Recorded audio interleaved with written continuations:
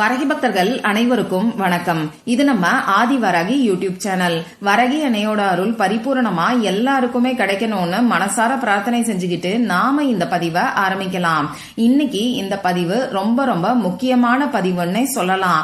நாம கேட்டதை கேட்டபடி கொடுக்கக்கூடிய ரொம்ப ரொம்ப சக்தி வாய்ந்த ஒரு நேரத்தை பத்தி தான் இந்த பதிவுல நாம பார்க்க போறோம். சித்ரா பௌர்ணமி முடிஞ்சதுக்கு அப்புறமா வரக்கூடிய சோடசக்கலை நேரத்தை பத்தி தான் இப்ப நான் உங்களுக்கு சொல்ல போறேன். இந்த சோடசக்கலை நேரம் இருக்கக்கூடிய சமயத்துல நாம மனசுக்குள்ள என்ன நினைக்கிறோமோ அது அப்படியே நடக்கும். நாம என்ன கேட்கிறோமோ அது அப்படியே நமக்கு கிடைக்கும்.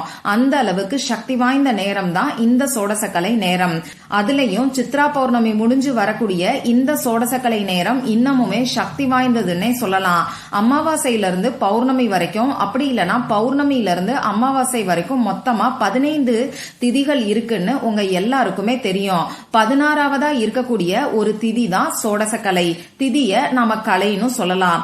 சோடசக்கலைனா 16 லட்சுமிகளோட அருளும் இந்த நேரத்துல நமக்கு கிடைக்கும்.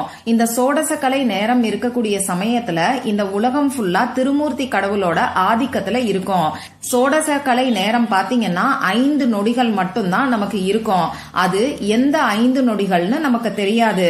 அதனால அமாவாசை அப்படி இல்லைன்னா பௌர்ணமி முடியறதுக்கு முன்னாடி இருக்கக்கூடிய 1 மணி நேரத்தையும் முடிஞ்சதுக்கு அப்புறமா இருக்கக்கூடிய 1 மணி நேரத்தையும் நாம சோடசக்கலை நேரமா கணக்குல எடுத்துப்போம். இந்த 2 மணி நேரத்துக்குள்ள ஏதாவது ஒரு 5 நொடிகள் மட்டும் இந்த உலகம் ஃபுல்லா திருமூர்த்தி கடவுளோட ஆதிக்கத்துல இருக்கும். அதாவது சோடசக்கலை நேரம் நமக்கு இருக்கும். இந்த 5 நொடிகள்ல நாம என்ன நினைக்கிறோமோ அது அப்படியே நமக்கு கிடைக்கும். நாம என்ன கேட்கிறோமோ அது அப்படியே நமக்கு கிடைக்கும். அதனால இந்த நேரத்துல நம்ம வேண்டுதல்கள் நிறைவேறதுக்கான பரிகாரங்களையும் வழிபாடுகளையும் நாம செய்யும் போது நமக்கு கை மேல பலன் கிடைக்கும். அந்த வகையில நாளைக்கு சோடசக்கலை நேரம் எப்ப வருதுன்னு இப்ப நான் உங்களுக்கு சொல்றேன். நாளைக்கு புதன்கிழமை ஏப்ரல் மாசம் 24ஆம் தேதி காலையில, அதாவது அதிகாலையில 4 மணி 54 நிமிடங்களுக்கு ஆரம்பமாகி காலையில 6 மணி 54 நிமிடங்கள் வரைக்கும் இந்த சோடசக்கலை நேரம் இருக்கு. இப்போ இந்த சோடசக்கலை நேரத்துல பணவரவு அதிகரிக்கிறதுக்கு நாம செய்ய வேண்டிய பரிகாரம் என்னன்னு இப்ப நான் உங்களுக்கு சொல்றேன்.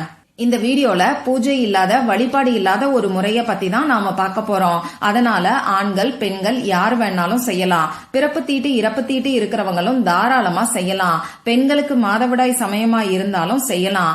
இன்னைக்கு நைட்டு நீங்க அசைவம் சாப்பிட்டு இருந்தாலும் நாளைக்கு காலையில எந்திரிச்சு இந்த பரிகாரத்தை செய்யலாம். இன்னும் சொல்ல போனா நீங்க குளிக்கணும், பிரஷ் பண்ணணுங்கிற அவசியம் கூட கிடையாது.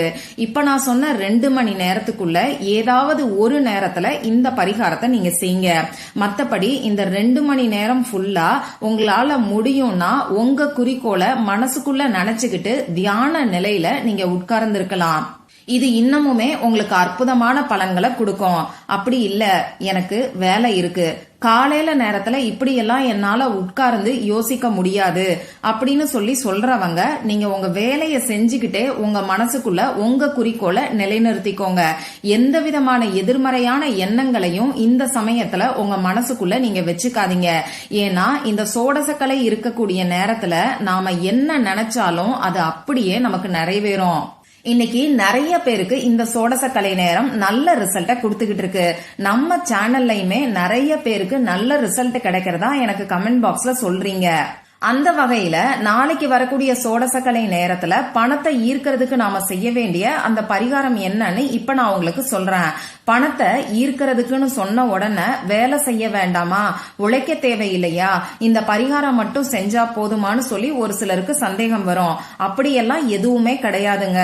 நீங்க உங்க உழைப்போட சேர்த்து இந்த பரிகாரங்களை செய்யும் போது நிச்சயமா பணவரவுல இருக்கக்கூடிய தடைகள் விலகி உங்க கைக்கு கரெக்டான சமயத்துல உங்களுக்கு தேவையான சமயத்துல பணம் கிடைக்கும். அதே மாதிரி உங்க உழைப்புக்கேற்ற ஊதியமும் உங்களுக்கு கிடைக்கும். இப்படி நீங்க சம்பாதிக்கக்கூடிய பணம் வீண் வரைய செலவுகளா ஆகாம உங்க கையில 4 காசு சேர ஆரம்பிக்கும். பணவரவுல இருக்கக்கூடிய தடைகளையும் திருஷ்டி தோஷங்களையும் இந்த மாதிரியான பரிகாரங்கள் நமக்கு நீக்கி கொடுக்கும். இப்படிதான் தாந்திரிக பரிகாரங்கள் எல்லாமே நமக்கு வேலை செய்யுது.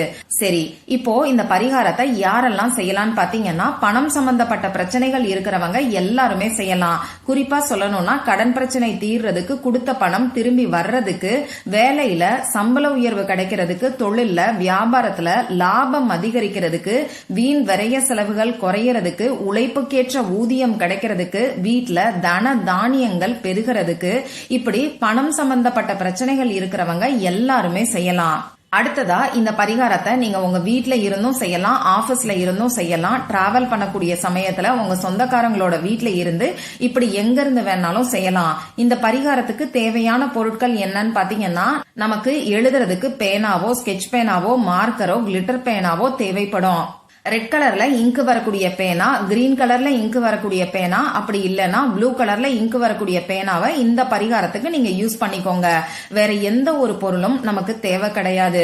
நம்ம சேனலை பொறுத்தளவுக்கு எளிமையான பரிகாரங்களை, அந்தந்த நாளுக்கு செய்ய வேண்டிய பரிகாரங்களை தொடர்ந்து நான் உங்களுக்கு சொல்லிக்கிட்டு இருக்கேன். அந்த வகையில நாளைக்கு சோடசக்கலை நேரத்துல நாம செய்ய வேண்டிய பரிகாரத்தை இப்ப நான் உங்களுக்கு சொல்றேன். முதல்ல இப்ப நான் சொன்ன குறிப்பிட்ட நேரத்துல அமைதியான மனநிலையில நீங்க உட்கார்ந்துக்கோங்க. நீங்க தூங்கிக்கிட்டு இருக்க இடத்துல உட்கார்ந்துகிட்டு கூட இந்த பரிகாரத்தை செய்யலாம். முதல்ல உங்க குலதெய்வத்துக்கிட்ட மனசார பிரார்த்தனை செஞ்சுக்கோங்க. உங்களுக்கு பணவரவு அதிகரிக்கணும்னு சொல்லி பிரார்த்தனை செஞ்சுக்கோங்க. இந்த டைம்ல உங்களுக்கு இருக்கக்கூடிய பண கஷ்டத்தை சொல்லி பிரார்த்தனை செய்ய வேண்டாம். பணவரவு அதிகரிக்கணும்னு சொல்லி பிரார்த்தனை செஞ்சாலே போதும். இப்ப நான் உங்களுக்கு ஒரு சிஜில் சிம்பலை கொடுக்க போறேன். இந்த சிஜில் சிம்பல் பாத்தீங்கன்னா நமக்கு பணவரவை அதிகப்படுத்தி கொடுக்கும். அது மட்டும் இல்லாம பணவரவுல இருக்கக்கூடிய தடைகளையும் திருஷ்டி தோஷங்களையும் நீக்கும். கடன் பிரச்சனை முழுமையா நமக்கு அடையும். இந்த சிஜில் சிம்பலை எந்த இடத்துல வரையணும்னு பாத்தீங்கன்னா, இடது கை மணிக்கட்டு பகுதியில, லெப்ட் ஹேண்ட்ல நம்ம வாட்ச் கட்டக்கூடிய இடத்துல இந்த சிஜில் சிம்பலை நீங்க வரைஞ்சுக்கணும். இப்போ எந்த இடத்துல வரையணும் அப்படிங்கறதையும் நான் உங்களுக்கு ஸ்கிரீன்ல கொடுத்துறேன். அதை பார்த்து தெரிஞ்சுக்கோங்க. இப்படி உங்க குலதெய்வத்தை நினைச்சு பிரார்த்தனை செஞ்சதுக்கு அப்புறமா இந்த சிஜில் சிம்பலை நீங்க உங்க கையில வரைஞ்சதுக்கு அப்புறமா இந்த சிஜில் சிம்பலை உங்க கண்ணால பார்த்துக்கிட்டே ஐ ஆம் பினான்சியலி ஃப்ரீ இந்த வார்த்தைய நீங்க சொல்லுங்க.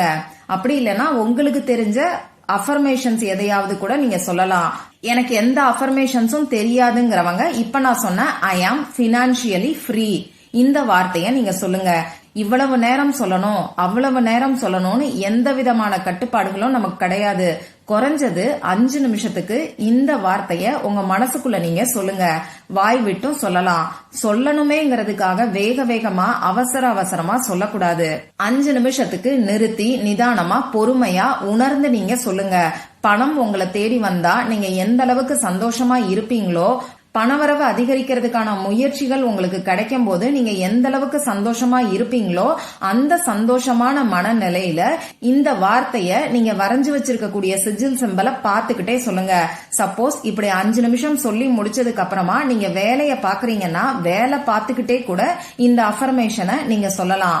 இந்த பரிகாரத்தை செய்யற எல்லாருக்குமே ஒரே நாள்ல நல்ல ரிசல்ட் கிடைக்கும்.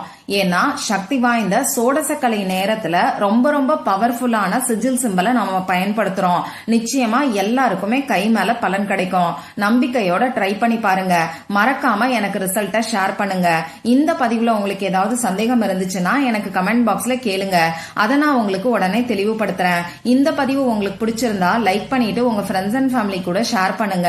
இந்த மாதிரி அந்தந்த நாளுக்கும் நேரத்துக்கும் திதிக்கும் உரிய வழிபாடுகளையும் பரிகாரங்களையும் நீங்க மிஸ் பண்ணாம தெரிஞ்சுக்கிறதுக்கு நம்ம சேனலை மறக்காம சப்ஸ்கிரைப் பண்ணிட்டு பக்கத்துல இருக்கக்கூடிய பெல் ஐகானையும் பிரஸ் பண்ணிக்கோங்க.